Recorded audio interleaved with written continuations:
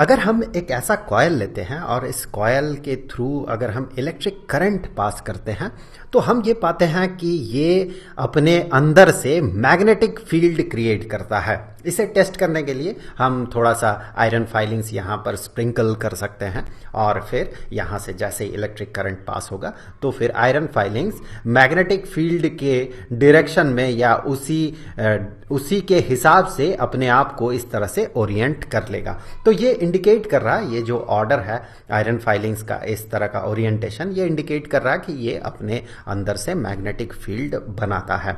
इस तरह के स्ट्रक्चर को सोलेनॉइड कहा जाता है। ऐसे स्प्रिंग जैसा स्ट्रक्चर बना के इससे इलेक्ट्रिक करंट पास करे तो इसे सोलेनॉइड कहा जाता है।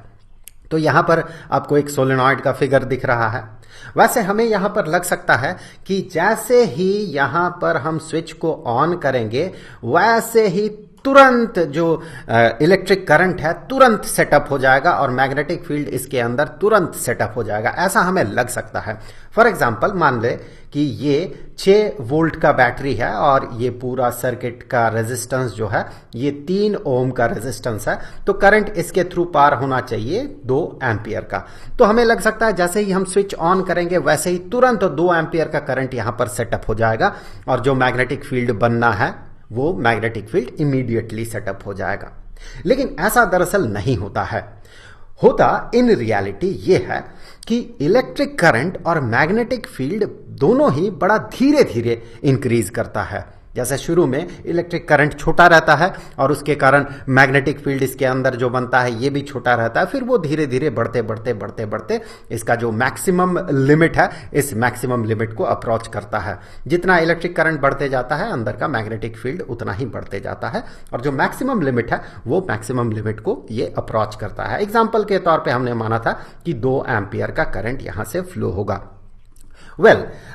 अगर कोई नॉर्मल रेजिस्टर हो और मान ले कि 6 वोल्ट का बैटरी के साथ हम उसे जोड़ रहे हैं, यहाँ पर 6 वोल्ट का लेट से एक बैटरी है और इसके साथ हम एक नॉर्मल रेजिस्टर अगर हम जोड़े और लेट से कि ये 3 ओम का रेजिस्टर है और 6 वोल्ट का बैटरी के साथ हम इसे जोड़ रहे हैं, तो जो 2 एम्पियर का करंट यहां पर होगा वो 2 एम्पियर का करंट स्विच ऑन करते साथ, यहां पर मान ले एक स्विच है, स्विच ऑन करते साथ ये करंट इमीडिएटली एस्टेब्लिश्ड होता है। कुछ ऐसा सिचुएशन आपको दिखता है। यहां पर टाइमलाइन में यहां जो पॉइंट है इस समय हम लोग क्या कर रहे हैं, स्विच को ऑन कर रहे हैं, तो इलेक्ट्रिक करंट यहां पर ये 2 एम्पियर को इंडिकेट कर रहा है, ये 2 एम्पियर का करंट। तो जब स्विच ऑफ था तो सर्किट में कोई करंट नहीं था, जैसे ही हमने स्विच ऑन कर दिया इमीडिएटली करंट जो है 2 एम्पियर का सेटअप हो गया। ये तो नॉर्मल रेजिस्टर के केस में होता है, लेकिन इस तरह के सोलेनॉइड के केस में क्या होता है कि इलेक्ट्रिक करंट इमीडिएटली सेटअप नहीं होता है, बल्कि शुरू में ये तेजी से बढ़ता है, फिर ये धीरे धीरे धीरे धीरे इस तरह से बढ़ते जाता है और इसका जो मैक्सिमम लिमिट है जो कि इस एग्जाम्पल के हिसाब से 2 एम्पियर है, इस एग्जाम्पल के हिसाब से उस मैक्सिमम लिमिट को ये अप्रोच करता है, उसकी तरफ बढ़ते जाता है। तो अगर हम स्विच को ऑफ कर दे तो इमीडिएटली ये करंट जीरो ड्रॉप करके जीरो नहीं हो जाता है। उस केस में भी ऐसा ही होता है, ये करंट घटते जाता है और इस तरह का उसका शेप बनता है। जस्ट इसी का इनवर्स शेप या इन्वर्टेड शेप बनता है। शुरू में तेजी से घटता है करंट स्विच ऑफ करने से और फिर ये धीरे धीरे जीरो को अप्रोच करते जाता है। अब ऐसा क्यों होता है, इसे जानने के लिए जो पिछले वीडियोस में हमने देखा था, लास्ट वीडियो में जो देखा था उसके बारे में थोड़ा बहुत हमें बात करना होगा। जैसे कि यहां पर देखिए एक कॉयल है, इस कॉयल के आसपास एक मैग्नेट को अगर हम आगे पीछे करें तो हम ये पाते हैं कि इस कॉयल में जो है इलेक्ट्रिक करंट प्रोड्यूस होगा, जो कि इस एमीटर में आपको दिख रहा है। इस तरह से आगे पीछे करें तो कॉयल से करंट प्रोड्यूस होगा और ये करंट जो है इसके 2 छोरों को, यहाँ पर ये जो कॉयल है इससे एक छोर इधर से निकला है और दूसरा जो सिरा है इधर से निकला है, इस सिरे को यहाँ पर और इस सिरे को एमीटर के दूसरे टर्मिनल में अगर हम जोड़ दें तो फिर हम ये पाते हैं कि एमीटर में हमें एक रीडिंग दिखता है जो कि बता रहा है कि इससे एक करंट फ्लो कर रहा है, कॉयल से करंट फ्लो कर रहा है। ऐसा क्यों हो रहा है? क्योंकि हम मैग्नेट को आगे पीछे कर रहे हैं। Faraday's laws of electromagnetic induction इसके कारण बताता है, इसके पीछे के कारण को बताता है। वैसे तो दो लॉज है, आपके लिए काम का लॉ जो है पहला लॉ है, ये कहता है कि मैग्नेटिक फ्लक्स, किसी भी सर्किट के साथ एसोसिएटेड मैग्नेटिक फ्लक्स अगर चेंज करे तो फिर एक इंड्यूस्ड ईएमएफ इलेक्ट्रोमोटिव फोर्स ये क्रिएट होता है जो कि इलेक्ट्रिक करंट को जनरेट करता है। जैसे हमने लास्ट एग्जाम्पल में देखा, लास्ट एग्जाम्पल में हमने क्या देखा कि कॉयल के आसपास हम मैग्नेट को आगे पीछे कर रहे हैं जिससे कॉयल में करंट प्रोड्यूस हो रहा है। उस तरह के करंट को इंड्यूस्ड करंट कहा जाता है। ये ईएमएफ जो है ये करंट को जनरेट करता है, ये करंट बनाता है, ये सोर्स है और करंट उसका रिजल्ट है। तो मैग्नेटिक फ्लक्स एक सर्किट के साथ एसोसिएटेड अगर वो चेंज करे, ये ध्यान देने वाली बात है कि फ्लक्स अगर चेंज करे, देखिए लास्ट वीडियो में हमने फ्लक्स पे डिटेल्स में बात किया था, थोड़ा बहुत इस वीडियो में भी हम लोग करेंगे। तो मैग्नेटिक फ्लक्स अगर ये चेंज करे तभी इंड्यूस्ड करंट, इंड्यूस्ड ईएमएफ और फिर इंड्यूस्ड करंट प्रोड्यूस होता है। सेकेंड लॉ ये बताता है कि जितना तेजी से ये फ्लक्स चेंज होगा उतना ही ज्यादा इंड्यूस्ड करंट क्रिएट होगा या इंड्यूस्ड ईएमएफ क्रिएट होगा। अब यहां पर हम समझ लेते हैं कि फ्लक्स एग्जैक्टली है क्या, मैग्नेटिक फ्लक्स से हम क्या समझते हैं और फ्लक्स चेंज कैसे करता है। तो यहां पर देखिए एक मैग्नेट है और यहां पर एक कॉइल है। तो मैग्नेट से निकला फील्ड लाइंस इस तरह का, ये फील्ड लाइन जनरेट करेगा, मैग्नेटिक फील्ड जनरेट करेगा अपने आसपास। तो जो मैग्नेटिक फ्लक्स है इससे तो हम स्टैंडर्ड 12th में जाके इसका जो टेक्निकल डेफिनेशन है वो देखेंगे। फिलहाल स्टैंडर्ड 10th लेवल पे हम क्या करते हैं, इसे थोड़ा आसानी से लेमैन तरीके से समझने की कोशिश करते हैं। आप गौर करें, जितना फील्ड लाइन इससे क्रॉस कर रहा है, इसके साथ एसोसिएटेड जो सरफेस है, ये जो है ये इस रिंग का सरफेस है, ये जो रिंग है यहां पर ये सर्किट का काम करेगा, ये जो रिंग है इसका सरफेस है। तो इस सरफेस को अगर ज्यादा फील्ड लाइंस क्रॉस करेगा तो उसमें फ्लक्स ज्यादा होगा, कम फील्ड लाइंस क्रॉस करेगा तो उसमें फ्लक्स कम होगा। मतलब अगर हम लोग मैग्नेट को आगे पीछे करें, इस तरह से मैग्नेट को अगर हम रिंग के पास ले जाए तो देखिए नंबर ऑफ फील्ड लाइंस इस सरफेस को क्रॉस करता हुआ इसका नंबर जो है ये बढ़ गया, मतलब फ्लक्स में एक चेंज हुआ। ऐसे सिचुएशन में हमें यहां पर एक इलेक्ट्रिक करंट दिखता है, इस सर्किट में हमें एक इलेक्ट्रिक करंट दिखेगा, इस रिंग में दिखेगा इलेक्ट्रिक करंट। उसी तरह से मैग्नेट को अगर आप पीछे ले जाए तो भी उस दौरान भी जो है फ्लक्स में चेंज होगा। सिमिलरली अगर आप रिंग को आप आगे ले जाएं तो यहां पर देखिए फ्लक्स चेंज हो गया, आप इसे पीछे ले जाएं तो आप ये पाएंगे फ्लक्स चेंज हो गया। तो ऐसे सिचुएशन में जो है इंड्यूस्ड जो करंट है वो क्रिएट होता है।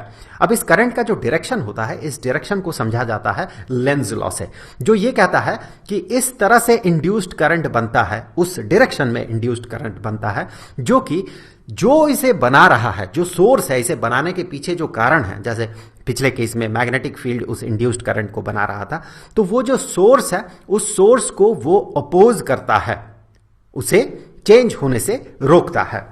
जैसे यहां पर इस केस में अगर आप देखें तो इस केस में ऐसे सिचुएशन में जब फ्लक्स चेंज होगा तो करंट ऐसे डायरेक्शन में बनेगा ताकि ये जो चेंज है, ये जो रिंग को हम आगे पीछे ले जा रहे हैं या मैग्नेट को हम आगे पीछे ले जा रहे हैं, उस आगे पीछे ले जाने को वो रेजिस्ट करेगा। तो इसी तरह से इलेक्ट्रिक करंट जो यहां पर इंड्यूस्ड करंट प्रोड्यूस होता है, ये इसका डायरेक्शन हम तय करते हैं लेंज लॉ से। देखिए लास्ट वीडियो में हमने इस पे डिटेल्स में बात किया है, तो अगर आपने वो वीडियो देखा तो बहुत अच्छी बात है, अगर नहीं देखा है तो जरूर से देख लीजिएगा, डिस्क्रिप्शन बॉक्स में आपको उसका लिंक मिलेगा।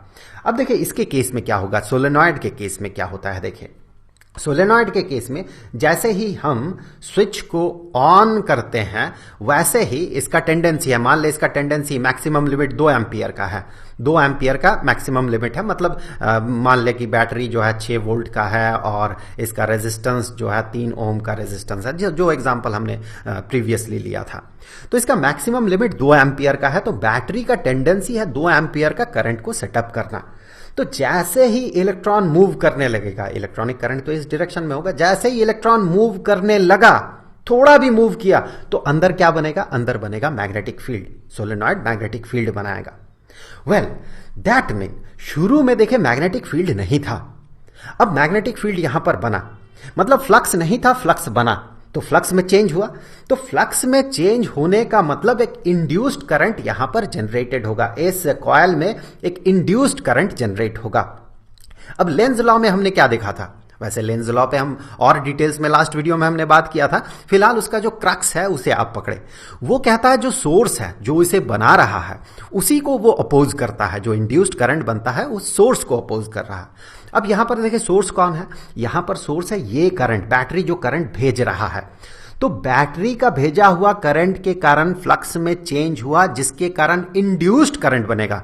वो इंड्यूस्ड करंट सोर्स को अपोज करेगा, मतलब बैटरी का भेजा हुआ करंट को ही अपोज करेगा। इसके अपोजिट डायरेक्शन में, जैसे बैटरी सेंड कर रहा है इस डायरेक्शन में करंट को, ऐसे डायरेक्शन में करंट को सेंड कर रहा है। इंड्यूस्ड ईएमएफ या इंड्यूस्ड करंट ठीक उसके अपोजिट डायरेक्शन में बनेगा, ऐसे डायरेक्शन में बनेगा, एकदम अपोजिट डायरेक्शन में बनेगा, ऐसे डायरेक्शन में बनेगा, मतलब उसे अपोज करेगा। अपोज करके भले ही जीरो ना बना दे लेकिन थोड़ा बहुत अपोज करेगा, जिसके कारण ये इमीडिएटली मैक्सिमम लिमिट तक नहीं पहुंच सकता है। अब ये जो करंट है ये फिर ये जो बैटरी है इसका तो टेंडेंसी होगा करंट 2 एम्पियर का बने, तो ये और पुश करेगा, करंट को इंक्रीज करेगा। जितना वो करंट को इंक्रीज करते जाएगा उतना आप ये पाएंगे कि अंदर का मैग्नेटिक फील्ड उस तरह से बढ़ते जा रहा, मतलब फ्लक्स में चेंज होते जा रहा। और जब जब फ्लक्स में चेंज होगा तब तब इंड्यूस्ड करंट रहेगा और उस जो ओरिजिनल सोर्स करंट है उसे वो अपोज करता रहेगा। इसीलिए इलेक्ट्रिक करंट जो है इस तरह के सेटअप में इमीडिएटली सेटअप नहीं हो जाता है, बल्कि धीरे धीरे सेटअप होता है। उसी तरह से अगर आप इस बैटरी को स्विच ऑफ कर दे या फिर यहाँ पर बैटरी के साथ कनेक्टेड जो स्विच है उसे ऑफ कर दे, तो आप ये पाएंगे कि करंट जो है ये धीरे धीरे घटता है, इमीडिएटली जीरो नहीं हो जाता है। तो इस तरह के जो फेनोमेनॉन है, इस तरह की घटना को सेल्फ इंडक्शन कहा जाता है। सेल्फ इंडक्शन इस तरह का घटना है जहां पर कि मैग्नेटिक फील्ड का जो चेंज हो रहा है या मैग्नेटिक फील्ड का जो प्रोडक्शन हो रहा है, जिसके कारण कि मैग्नेटिक फ्लक्स में जो चेंज हो रहा है, उस चेंज के कारण सर्किट में एक अपोजिट डायरेक्शन में या सर्किट का जो करंट है उसके अपोजिट डायरेक्शन में इंड्यूस्ड करंट प्रोड्यूस होने के कारण उसे एक अपोजिशन मिलता है। उस तरह के घटना को सेल्फ इंडक्शन कहा जाता है। The opposition of electric current in a circuit जो इलेक्ट्रिक करंट बना रहा है उसे कौन अपोज कर रहा है, उसे अपोज कर रहा है इंड्यूस्ड करंट। वो क्यों? क्योंकि सर्किट जो है इसमें करंट होने के कारण ये मैग्नेटिक फील्ड प्रोड्यूस कर रहा है जो कि मैग्नेटिक फ्लक्स प्रोड्यूस कर रहा है। ऑब्वियसली करंट धीरे धीरे बढ़ेगा तो फ्लक्स भी चेंज होगा, जिसके कारण इंड्यूस्ड करंट क्रिएट होगा और वो अपोजिट डायरेक्शन में होगा जो कि ओरिजिनल या सोर्स करंट को अपोज करेगा। तो इस तरह के अपोजिशन को सेल्फ इंडक्शन कहा जाता है। अब देखिए इसी तरह का एक घटना यहां पर हम क्या करेंगे, एक कॉइल नहीं बल्कि 2 कॉइल्स लेंगे। यहां सोर्स के साथ ये वाला कॉइल जुड़ा हुआ है, मतलब वोल्टेज सोर्स के साथ ये कॉइल जुड़ा हुआ है, और बीच में मान ले एक मैग्नेटिक सब्सटेंस है, फेरोमैग्नेटिक सब्सटेंस है, जिसके अंदर से मैग्नेटिक फील्ड क्रिएट हो सकता है। इस तरह का सब्सटेंस है। सॉफ्ट आयरन मान ले, यहां सॉफ्ट आयरन का बना हुआ एक सिलेंडर बीच में है और ये दूसरा कॉइल है। अब ऐसे सिचुएशन में हमें क्या मिलता है कि अगर हम यहां पर स्विच को ऑन करते हैं तो फिर यहां दूसरे कॉइल के साथ एसोसिएटेड जो ये लाइट बल्ब है, ये लाइट बल्ब ग्लो करता है। देखिए यहां पर जैसे ही हम स्विच को ऑन करेंगे वैसे ही ये ग्लो करने लगेगा। क्यों? क्योंकि देखिए यहां पर करंट धीरे धीरे सेटअप होगा, इस तरह से करंट बढ़ेगा और मैक्सिमम लिमिट को अप्रोच करेगा। करंट का जो भी मैक्सिमम लिमिट होगा इस सर्किट में उसे अप्रोच करते जाएगा। इस दौरान इसके अंदर मैग्नेटिक फील्ड बनेगा। पहले तो छोटा बनेगा, फील्ड लाइंस या फील्ड छोटा बनेगा, फिर धीरे धीरे फील्ड बढ़ेगा, बढ़ते बढ़ते मैक्सिमम लिमिट तक पहुंचेगा। वही फील्ड लाइन जो है ये दूसरे कॉइल से पास करेगा। इस तरह से यहां पर बना हुआ फील्ड लाइन जो है दूसरे कॉइल से इस तरह से पास करेगा। अब दूसरे कॉइल से पास करने से क्या होगा, देखिए पहले कम इलेक्ट्रिक फील्ड बना यहां पर, जिसके कारण यहां पर एक फ्लक्स बना। फिर जैसे ही फील्ड लाइन बढ़ेगा, इसके कारण यहां के करंट के कारण जैसे ही फील्ड लाइन बनेगा, वो तो इस दूसरे वाले कॉइल से पार हो रहा, मतलब अब दूसरे वाले कॉइल में फ्लक्स में चेंज आया, मैग्नेटिक फ्लक्स में चेंज आया। तो मैग्नेटिक फ्लक्स में चेंज होते साथ यहां पर एक इंड्यूस्ड करंट क्रिएट होगा दूसरे वाले कॉइल में। पहले वाले कॉइल को प्राइमरी कॉइल कहा जाता है, प्राइमरी कॉइल, और दूसरे वाले कॉइल को सेकेंडरी कॉइल कहा जाता है। तो यहां पर प्राइमरी कॉइल के जो करंट है उसके कारण जो मैग्नेटिक फील्ड बना, उसके कारण इस दूसरे वाले कॉइल में, सेकेंडरी कॉइल में मैग्नेटिक फ्लक्स बना जो कि चेंज कर रहा है, जिसके कारण यहां पर इलेक्ट्रिक करंट जनरेट होगा और ये जो लाइट बल्ब है ये ग्लो करेगा। उसी तरह से जैसे ही हम स्विच को ऑफ कर देंगे इमीडिएटली तो करंट जीरो नहीं होगा, करंट भी धीरे धीरे घटेगा। तो जब करंट घट रहा है उस समय मैग्नेटिक फील्ड अंदर का घट रहा है, उस दौरान फ्लक्स में यहां पर चेंज आ रहा है। अब भी चेंज आ रहा फ्लक्स में, तो अब भी लाइट बल्ब जो है फिर से ग्लो करेगा। आप एक बार फिर से देख ले, जैसे हम स्विच ऑन करेंगे लाइट ग्लो करेगा, जैसे ये मैक्सिमम लिमिट को पहुंचेगा, लगभग पहुंचेगा, लाइट ग्लो करना बंद कर देगा, क्योंकि अब देखे करंट का इंक्रीमेंट बहुत धीरे धीरे होगा, मतलब फ्लक्स भी धीरे धीरे चेंज होगा, जिसके कारण इंड्यूस्ड करंट बहुत बहुत कम होगा। वैसे ही जब आप इसे स्विच ऑफ कर देंगे वैसे ही तुरंत क्या होगा, स्विच ऑफ करते साथ तुरंत करंट जीरो नहीं होगा, बल्कि धीरे धीरे चेंज होगा, करंट जीरो को अप्रोच करेगा और उस दौरान क्या होगा, फ्लक्स में इस दौरान भी चेंज होगा, जिसके कारण यहां पर बल्ब फिर से ग्लो करेगा सेकेंडरी कॉइल के साथ एसोसिएटेड। तो इस तरह का जो घटना है इसे म्यूचुअल इंडक्शन कहा जाता है। एक में करंट के कारण प्रोड्यूस हुआ जो मैग्नेटिक फील्ड है उसके कारण दूसरे कॉइल में जो फ्लक्स में चेंज हो रहा उसके कारण जो इंडक्शन है या इंड्यूस्ड करंट है, इस तरह के घटना को म्यूचुअल इंडक्शन कहा जाता है। अब देखिए, अब तक हम लोगों ने क्या देखा था कि अगर हम किसी मैग्नेट को कॉइल के आसपास ले जाते हैं तो उसमें फ्लक्स में चेंज होता है। नंबर ऑफ फील्ड लाइंस को आप काउंट कर ले उस सरफेस को क्रॉस करता हुआ। इसे अगर हम पीछे ले जाए तो भी फील्ड लाइन में चेंज होगा, number of field lines crossing इसमें चेंज होगा। इसके कारण यहां पर जो कॉइल है इसमें करंट प्रोड्यूस होगा, इंड्यूस्ड करंट प्रोड्यूस होगा। उसी तरह से कॉइल को अगर हम आगे पीछे करें तो भी फ्लक्स में चेंज होगा, जिसके कारण इंड्यूस्ड करंट क्रिएट होगा इस कॉइल में। अब अगर मान ले कॉइल को हम इस तरह से रोटेट करें तब भी देखें जो यहां से पार होता हुआ मैग्नेटिक फील्ड लाइंस है इसका नंबर में चेंज होगा, मतलब फ्लक्स में चेंज होगा। तो ऐसे सिचुएशन में भी यहां पर इस रिंग में जो है इलेक्ट्रिक करंट प्रोड्यूस होगा। यही मैकेनिज्म है इलेक्ट्रिक जनरेटर का। इलेक्ट्रिक जनरेटर में इसी तरह से कॉइल को रोटेट किया जाता है मैग्नेटिक फील्ड के अंदर, जिसके कारण उसमें करंट जनरेट होता है। अब देखिए, इलेक्ट्रिक जनरेटर में जो है ये इसका कॉइल जो है सर्कुलर नॉर्मली नहीं होता है, बल्कि रेक्टेंगुलर कॉइल होता है। जो आप अपने किताबों में पढ़ेंगे वो रेक्टेंगुलर कॉइल होता है इस तरह का। तो रेक्टेंगुलर कॉइल भी अगर हो तो इसे अगर आप रोटेट करें इस तरह से तो आप देखेंगे फ्लक्स में चेंज होगा, जिसके कारण इस कॉइल में इलेक्ट्रिक करंट प्रोड्यूस होगा। तो इस चीज को, इलेक्ट्रिक जनरेटर के इस मैकेनिज्म को समझने के लिए बेहतर होगा अगर हम पहले क्या करते हैं कि मैग्नेटिक फील्ड में सिचुएटेड एक कंडक्टर को मूव करने से उसमें किस तरह का करंट जनरेटेड होता है ये अगर हम जान ले। क्योंकि आप देखिए जो रेक्टेंगुलर कॉइल है वो इसी तरह के रॉड से बना हुआ होगा, स्ट्रेट कंडक्टर से बना हुआ होगा। तो एक कंडक्टर को मैग्नेटिक फील्ड में मूव करने से उसमें किस तरह का इलेक्ट्रिक करंट जनरेट होगा ये अगर हम पहले जान ले तो हमारे लिए बेहतर होगा। और यहां पर हम देखेंगे कि इस तरह के सिचुएशन में हम फ्लेमिंग का राइट हैंड रूल किस तरह से अप्लाई करेंगे। तो अब हम लोग ये सब चीजें जो है आगे के वीडियोस में बात करेंगे। पहले इंड्यूस्ड करंट किस तरह से मूविंग कंडक्टर, मैग्नेटिक फील्ड में मूविंग कंडक्टर में क्रिएटेड होगा ये देखेंगे, और उसके बाद हम इलेक्ट्रिक जनरेटर पर बात करेंगे। अब जाते जाते मैं आपको बता दूं कि इस पूरे चैप्टर के सारे वीडियोस का जो प्लेलिस्ट है उसका लिंक आपको नीचे डिस्क्रिप्शन बॉक्स में मिल जाएगा। तो मिलेंगे अगले वीडियो में, तब तक के लिए खुश रहें, गुड बाय।